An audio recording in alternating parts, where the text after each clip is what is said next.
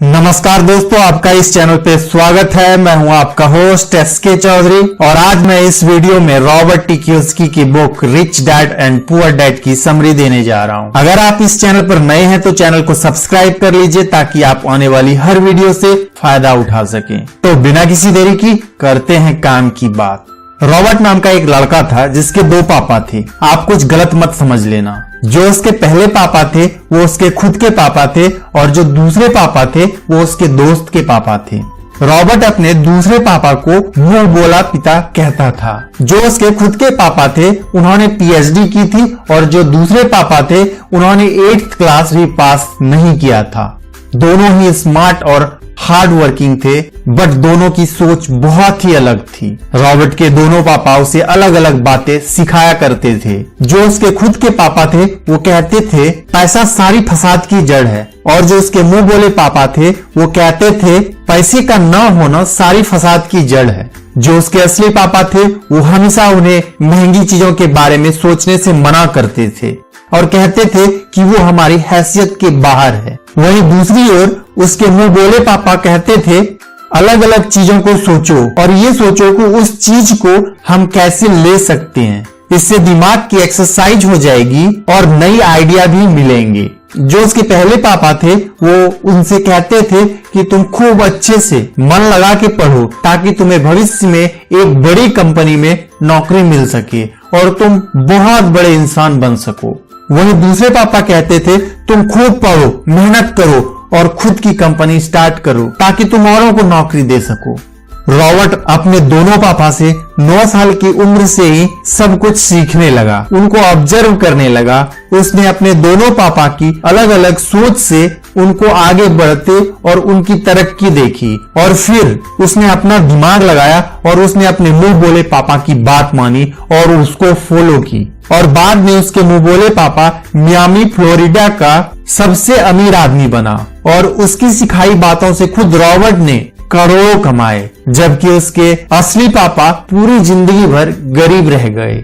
सबसे इंपॉर्टेंट बातों में से एक बात जो रॉबर्ट ने अपने अमीर पापा से सीखी थी वे थे फाइनेंशियल लिटरेसी, जिसका मतलब है एसेट्स और लायबिलिटीज का डिफरेंस जानना। जब आप गौर से देखेंगे तो ये नॉर्मल कॉमर्स में सिखाई गई से थोड़ा अलग है।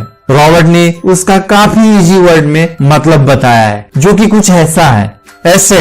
एसेट हर वो चीज है जो हमें पैसा बना के दे या फिर आपकी पॉकेट में पैसा डाले।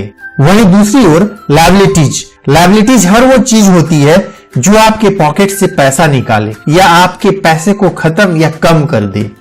रिच लोग इसलिए रिच होते हैं क्योंकि वे अपने एसेट्स बनाते हैं, जबकि मिडिल क्लास लोग बस लायबिलिटीज पे खर्च करते हैं।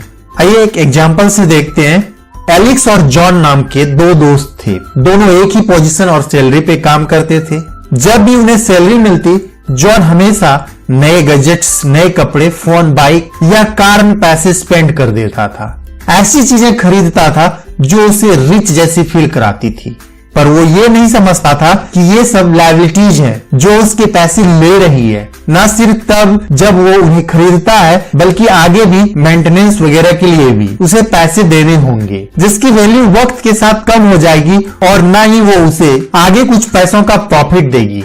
बट एलेक्स ऐसा नहीं करता था। वो सारी चीजें नहीं खरीदता था जब तक कि वो उसके लिए वो बहुत जरूरी ना हो जाए।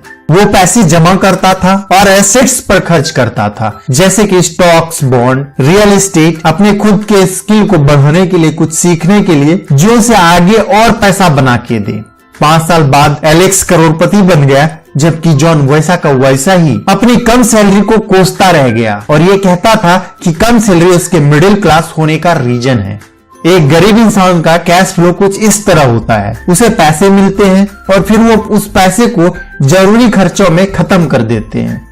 एक मिडिल क्लास का कैश फ्लो थोड़ा सा अलग होता है। उसे पैसे मिलते हैं, वो पैसे को जरूरी खर्चों और लायबिलिटीज में खर्च कर देता है। इसलिए एक मिडिल क्लास और गरीब में ज्यादा फर्क नहीं है और मोस्टली मिडिल क्लास लोगों को लगता है कि उनका घर इनका एसेट्स है, पर ऐसा नहीं है। आपका घर आपको पैसे बना के नहीं देता जब तक कि आप उसे रेंट पे ना दे। वहीं दूसरी ओर रिच लोगों का कैश फ्लो ऐसा होता है, उन्हें पैसे मिलते हैं, वो उस पैसे से एसेट्स बनाते हैं और फिर उससे बने पैसे से वो खर्च करते हैं, इसलिए वो और ज्यादा अमीर होते जाते हैं क्योंकि उनके इनकम के सोर्स बढ़ते जाते हैं।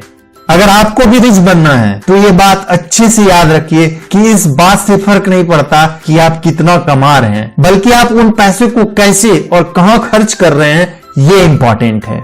आपको कंज्यूमर की सोच से बाहर आकर इन्वेस्टर की सोच अपनानी पड़ेगी। लोग कंप्लेन करते हैं उनकी खराब कंडीशन की वजह उनकी कम सैलरी है, और सैलरी बढ़ेगी तो वो आराम से रहेंगे, पर प्रॉब्लम ये है कि इनकम बढ़ने के बाद लोगों के खर्चे ज्यादा बढ़ जाते हैं, क्योंकि ज्यादा पैसा ज्यादा अच्छी चीजों को खरीदने के लिए मजबूर करता है, जैसे कि एक लेटेस्ट फोन, कार, घर, और ये सब फिर से एक लायबिलिटीज है जो आपको कभी अमीर बनने नहीं देगा। तो दोस्तों, अमीर बनना है तो आज से पैसे जोड़ने शुरू कर दो और एसेट्स पे इन्वेस्ट करो, अपने लायबिलिटीज को कम करो, तभी आप पैसे बचा पाएंगे। दोस्तों, ये थी rich dad and poor dad की समरी। मेरे दोस्त, आपको ये समरी कैसी लगी हमें कमेंट करके जरूर बताएं। अगर अच्छी लगी हो तो वीडियो को लाइक कीजिए, शेयर कीजिए और चैनल को सब्सक्राइब कीजिए। तो मिलते हैं अगले वीडियो में। Thanks for watching.